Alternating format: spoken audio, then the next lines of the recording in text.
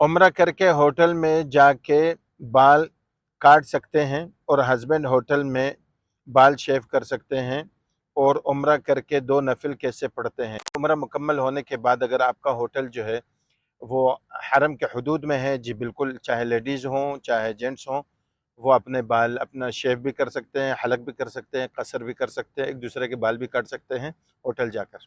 ठीक है, ये हो गया। और आपका दूसरा जुज़ है सवाल का कि 2 रकात उम्र के बाद नफिल कैसे पढ़ते हैं।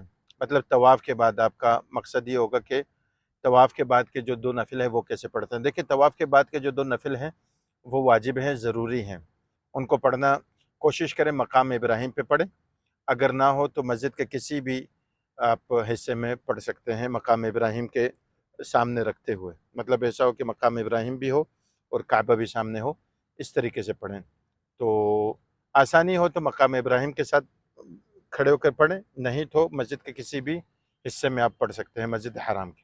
अल्लाह आलम।